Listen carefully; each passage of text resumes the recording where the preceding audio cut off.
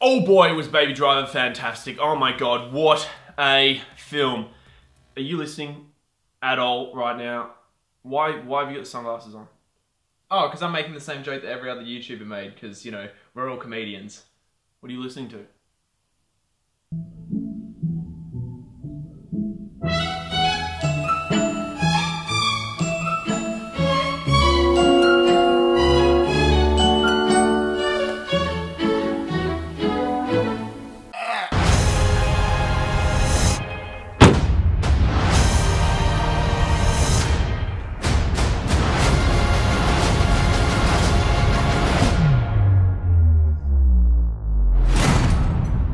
Find something funky on there.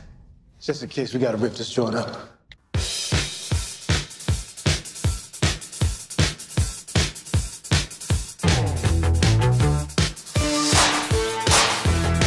So with Baby Driver, the incredible Edgar Wright, who is the director of Shaun of the Dead, Hot Fuzz, World's End, Scott Pilgrim, he is fantastic. He has amassed the cast of Ansel Elgort, Kevin Spacey, John Hamm, Jamie Foxx, Lily James, I can't remember the other chick's name. I like the Gonzalez.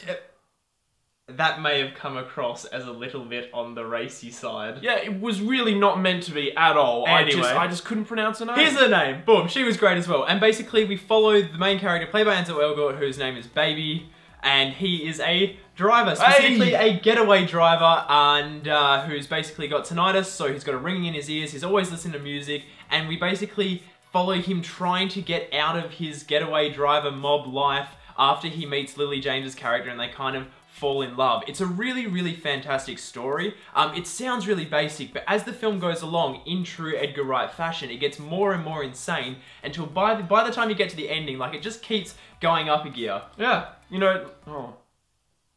Definitely wasn't worth stopping over. It was just an easy pun. That really put the brakes on, really slammed the brakes on this review. Anyway. Everything in this film is right. Whether you're looking at it left or right, that joke didn't work. I'm leaving. I'm gone. Bye, have a beautiful time. I think what you meant to say was Edgar Wright can do no wrong. Correct. Yes! Ah! This really is Edgar Wright's film. This really is Edgar Wright's film top to bottom. He wrote it, he directed it, and you can just feel his kind of skill and talent in every single frame, every single soundbite.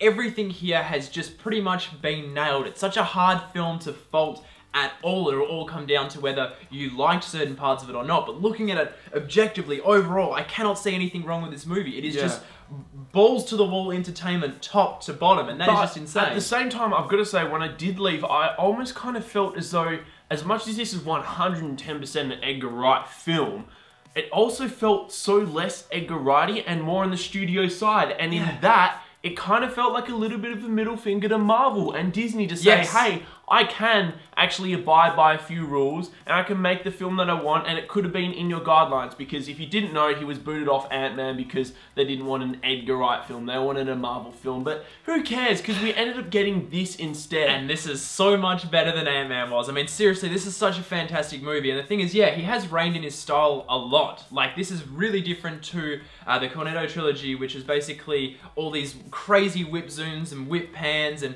all this high energy filmmaking. There's not so much of that here. This is actually a lot more restrained. There's a lot of class. It's more, it's a lot classier as a movie, and that's nothing against those previous movies, because they're fantastic. But this movie is all about the flow and all about the energy and the momentum. So it's more about the way the movie is edited stylistically. I've seen a lot of reviewers go on about this movie being, it's so stylish, it's so over the top. We walked out of it at the end and said, well, the cinematography's kind of just does the job. It's not overly stylized or anything like that. The style comes through the way the film is assembled with its editing and music. And starting with the editing here, some of the best editing I've ever seen. And I really want to see this cop an Oscar nomination later this year, because it's honestly so freaking smooth. It's absolutely ridiculous. Boom, and like, it's not just kind of like shot to shot and scene by scene. You know everything what's going on, and you're not ever once confused. And these are like massive car chases. They're like this massive car chases and big you know, high scenes that happen in this film, and you're in control. You're in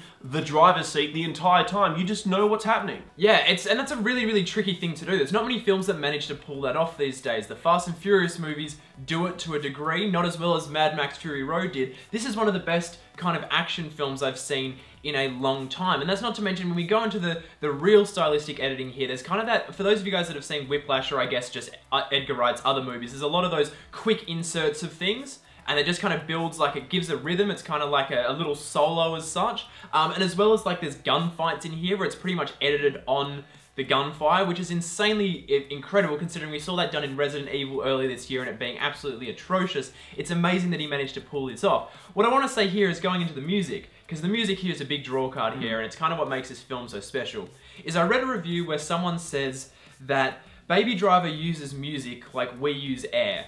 And that's probably the best way of describing how ingrained the music choices are here. Like, everything is being picked to perfection. Edgar Wright has made amazing music choices across the board, and it all is just jaw-dropping. The music is just laid throughout this entire film. Like, at times it's both metaphorical and literal. Yeah. Like, throughout the entire film, which is fantastic. And it's not just the music we hear, it's the way the film is. The film feels like a song by the end of it. You know, there's just so many little innuendos, there's so many juxtapositions with the music. It's just constant. This whole film is just, it's this beautiful little song that he's created. The film is music in itself. I think, like, the comparison I thought of when I first walked out of this movie is that, to me, this movie is like if La La Land was an action movie. It's all driven, as such, by a love story at the center.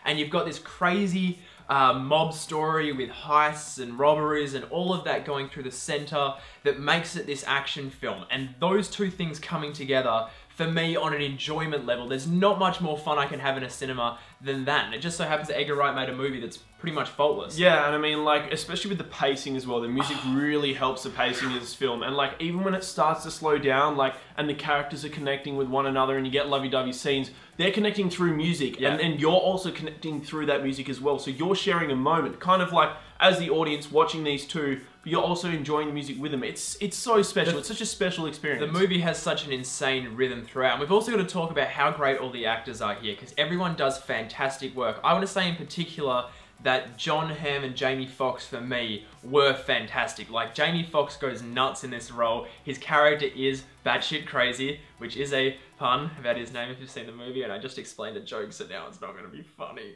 But he really is having an amazingly fun time here. You can see it. He's got just a really, really interesting character that goes from being, like, insanely scary to funny in a heartbeat, kind of like one of those Hans Landa, Tarantino type villains. And then we also have Jon Hamm, who really has some fantastic material to work with here, particularly towards the end of the film. All of the characters are just so goddamn well written. All of them have such clear motives, and it's so easy to understand them all, whether you necessarily respect them or not. No one's really put out to be a villain. They're all doing their job for the money or for whatever reason it is. And it just happens to be that Ansel Elgort's character of Baby, you respect the most out of all of the characters, so you want to see him succeed. It's so goddamn clever. Really, really talented to think that, like, you can get character across for characters that are literally only in the film for like 2 minutes, and it's like, oh, I know who they are. That is insanely talented writing. I think the writing in this movie is going to go really underappreciated, so we want to draw attention to and I've just got how to quickly lastly say as well, guys, like, the thing is with this film is we're going on about, like, how, you know, intricate it is, but at the same time you can sit back and enjoy it and let it wash over you. But do, if you get the chance, see it a second time, pay a bit more attention and see what this film really does to manipulate you at times to feel different things. For example, the opening scene is our lead character dancing through the streets, and then all of a sudden, a few scenes later, he juxtaposes that, and instantly we're just feeling for this character. Yeah, it's just, this film is so tightly wound together, just wow. Just insanely well done. It's one of those movies that I can't really fault in any way.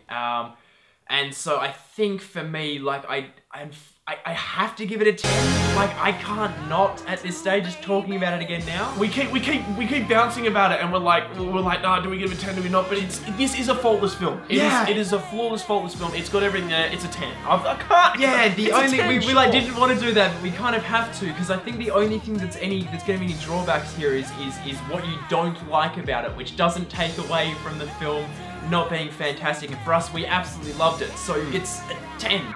So that was our review of Baby Driver. Have you seen it yet? Did you like it? Hate Did you like this video? Of course you did. Crave more banter. If so, you can subscribe to our YouTube channel down there somewhere. And don't forget to check us out on Facebook, Instagram, Snapchat, and Twitter, all at Breaking Banner.